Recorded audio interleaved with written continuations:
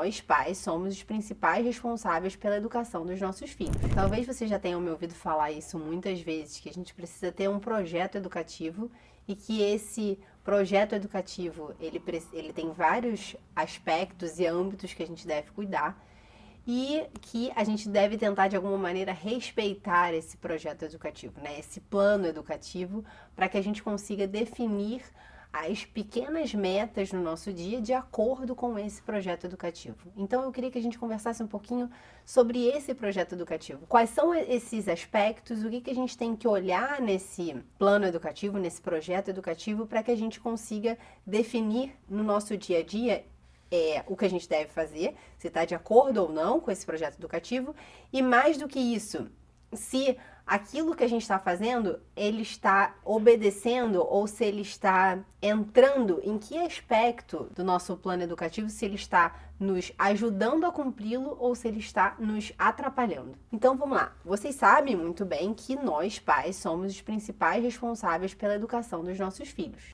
Isso, Sam, você fala isso toda hora, eu acho que eu já não aguento mais ouvir falar sobre isso. Sim, então, quem deve fazer um plano educativo para os seus filhos são os pais. Então a escola, quando você matricula o seu filho na escola, ela não vai fazer um projeto educativo, tá? Quando você coloca o seu filho numa babá, você tem uma babá que você contrata para te ajudar, ela não vai fazer um projeto educativo. Quando você coloca o seu filho com a avó para ela te ajudar um pouquinho na educação dos seus filhos, ela não tem um projeto educativo. Muito pelo contrário, muito provavelmente a avó, a babá e a escola não pensaram no seu filho de maneira abrangente. Cada uma dessas pessoas está olhando apenas um aspecto da educação do seu filho. E mais do que isso, não está olhando o seu filho de forma ampla. Ou seja, o que ela vai fazer ali no dia a dia é muito mais uma reação a algo do que algo pensado, algo que de fato tem uma intenção educativa. Principalmente as avós e as babás, a maioria delas, elas acabam agindo de forma educativa, digamos, baseado no que elas têm de memória educativa, ou seja, como elas foram educadas. Poucas são essas pessoas que conseguiram refletir sobre aquilo e avaliar se aquilo que elas estão fazendo está de fato de acordo com o projeto educativo que os pais pensaram, certo? Então a gente vai ver que aspectos da vida são importantes para a gente prestar atenção para que a gente consiga construir esse projeto educativo. Então, as atitudes que os nossos filhos têm diante da vida, as orientações morais, a orientação religiosa, né, o uso responsável da liberdade, o cultivo da personalidade, isso tudo a gente precisa prestar atenção e ter absoluta certeza que todos esses aspectos, eles são importantes que a gente eduque no âmbito familiar. Então, a gente vai ver que alguns dos âmbitos desse projeto educativo, eles não acontecem muitas vezes dentro de casa, como por exemplo a escola, mas que para que essa criança vá bem na escola, é necessário que muita coisa esteja e tenha sido trabalhado em casa.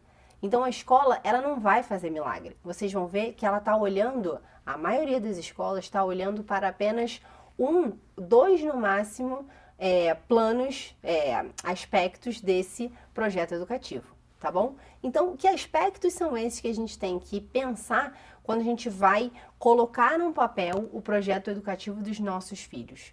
Número 1, o físico. 2, o intelecto.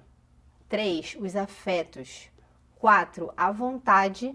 E 5, a transcendência, certo? Então, a gente vai olhar para esses 5 aspectos para conseguir colocar o projeto educativo dos nossos filhos no papel. O projeto educativo dos nossos filhos é o mesmo para todos os filhos? Não é o mesmo. A gente tem um projeto educativo geral, o que a gente imagina na educação dos nossos filhos, mas cada um deles vão ter a sua nuance, porque a gente precisa olhar para aquela pessoa que a gente está educando. Lembrando sempre que a gente não está adestrando cães, a gente está educando pessoas. E cada uma dessas pessoas vieram com um temperamento específico, com uma genética específica, numa circunstância familiar específica, e, portanto, isso faz com que não só o projeto educativo mude, mas as pequenas metas para que a gente alcance esses aspectos do projeto educativo também vão mudar por conta de uma série de questões, tá bom? Então, quando a gente olha para o aspecto físico, o que a gente está olhando? Quando a gente vai pensar, bem, deixa eu ver aqui no aspecto físico, o que o meu filho precisa se desenvolver. Então, primeiro, eu vou olhar como é que está o desenvolvimento físico dele mesmo, que é o que faz o pediatra, né? Então, como é que tá a linguagem, como é que tá a motricidade fina, como é que tá a motricidade grosseira, como é que tá o desenvolvimento espacial do meu filho, o aspecto social, como é que tudo isso está se desenvolvendo no meu filho, tá? Então, eu vou ver como é que tá esse desenvolvimento, como é que tá o desenvolvimento no ganho ponderal, por exemplo, se ele está ganhando peso adequadamente, se ele está crescendo adequadamente, se a estatura dele está adequada, como é que tá e aí, a partir daí, eu vou escolher se ele vai fazer psicomotricidade ou não, se eu julgo que a psicomotricidade é importante para que lá na frente ele tenha um melhor desempenho cognitivo, porque algumas pessoas falam isso, mas aí dentro disso eu vou ter que pensar, bem, ainda que eu julgue que isso é importante, isso faria com que meu filho estivesse longe de mim por algum tempo. E aí eu preciso pensar, bem, o que eu acho mais importante? Ele fazer a psicomotricidade e melhorar a cognição dele lá no futuro, ou desenvolver a afetividade ficando mais tempo comigo? Entende? Isso é uma coisa que a gente vai ter que colocar no nosso projeto educativo. Então a gente vai ter que sentar, bem, mas todo mundo está fazendo natação. Todos os filhos, as crianças estão todas fazendo natação. Eu julgo que é importante fazer a natação. Claro, poxa, a gente mora no Rio de Janeiro e tem praia, melhor. Nossa, eu morro de medo do meu filho morrer afogado. Então eu julgo que é importante. Tudo bem, mas ele fica numa escola, por exemplo, que ele fica de 8 às 4 horas da tarde? Será que colocá-lo na natação nesse momento não vai fazer com que ele fique cansado demais e vai diminuir o tempo que vocês têm juntos? Então, no momento que você vai pensar no aspecto físico, você vai ter que colocar uma hierarquia. Bem, o físico é importante, de verdade, mas será que ele vai sobrepor ao aspecto afetivo? Né? Então, é isso que a gente vai conversar. Bem, a formação da afetividade, ela se dá ao longo de toda a vida da criança, mas a presença dos pais principalmente até os 6 anos, é de extrema importância.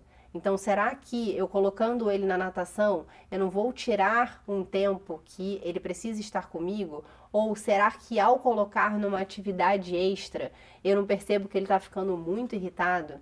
Que ele está perdendo, por exemplo, a soneca? Então, no aspecto físico, é isso tudo que eu vou pensar, né? Como é que está o sono, como é que está a alimentação, como é que tá a parte de higiene do meu filho, né? Então, isso tudo é a parte física da coisa, né? Como é que tá o desenvolvimento da linguagem, se o meu filho está conseguindo falar o número de palavras que era esperado mais ou menos para a idade dele, como é que tá a minha interação na linguagem, para que a gente consiga conversar e para que ele consiga desenvolver a linguagem dele, como é que eu posso fazer para desenvolver a linguagem do meu filho, né? Em relação aos esportes, eu preciso escolher um esporte. Então, eu vou escolher um esporte independente da vontade do meu filho? Ah, não. Na minha família, todo mundo faz balé. Então, todas as meninas que nascerem vão ter que fazer balé, independente se goste ou não.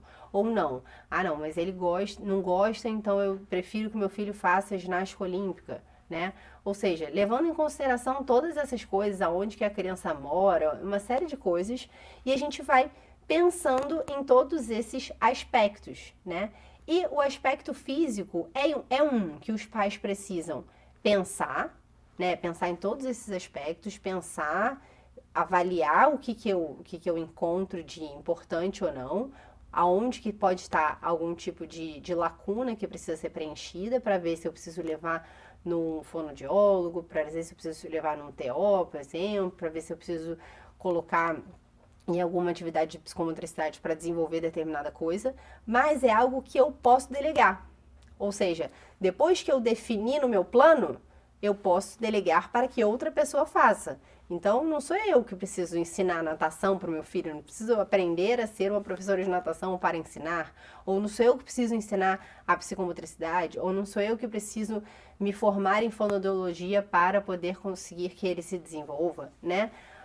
Embora em algumas coisas eu possa ajudar, né? Então, se eu vejo que a linguagem, por exemplo, não está adequada, então eu posso colocar algumas metas para que a gente consiga conversar ali, desenvolver a linguagem do meu filho, né? Alguns livros para que ele possa nomear coisas, para que ele possa nomear na realidade, por exemplo, né? Então, alguns pequenos planos de ação para que eu consiga desenvolver a parte física, tá?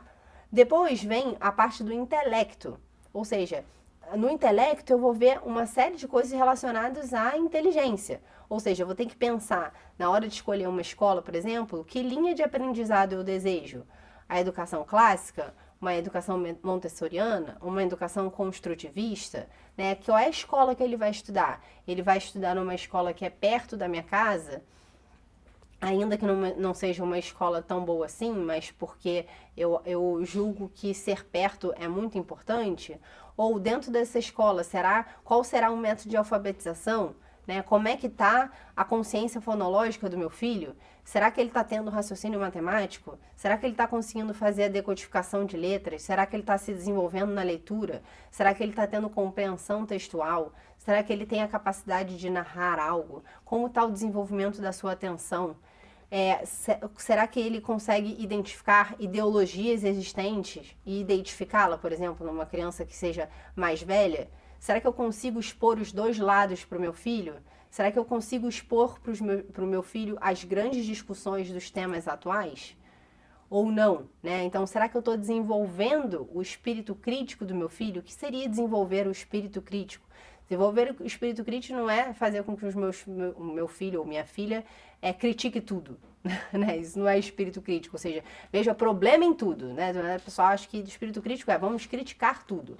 Não, o espírito crítico é ter um faro, né, para desenvolver, um faro que a gente desenvolve para identificar a verdade e o bem ou a falta deles. Então, ter um espírito crítico é olhar um filme e falar, não sei, aí me falta a verdade, aí me falta o bem. Tô achando que aí por trás tem alguma coisa. Ou ler um texto e perceber, aqui me falta a verdade e me falta o bem. Isso que é o espírito crítico, né? Então, desenvolver nos meus filhos e tentar incutir nele, nessa parte do projeto do educativo, nessa parte do intelecto, de que eles precisam estudar porque eles acabaram de chegar no mundo e muita coisa já aconteceu até que eles chegassem no mundo. Então eles precisam saber o que aconteceu para não pegar o bonde andando e ainda querer sentar na janela, certo? Então é para isso que os nossos filhos estudam. Além disso, eles estudam, eles envolvem o intelecto para que eles possam ter ferramentas básicas para que eles possam entender o mundo e possam se relacionar com o mundo. Além disso, eles estudam porque a gente oferece um leque de possibilidades para que a criança consiga descobrir a sua própria vocação pessoal. Você vai mostrando uma série de coisas e, nossa, eu me identifico muito mais com isso, me identifico muito mais com esse tipo de ideias. E tanto o intelecto, assim como o físico, eu também posso delegar, embora eu precise acompanhar.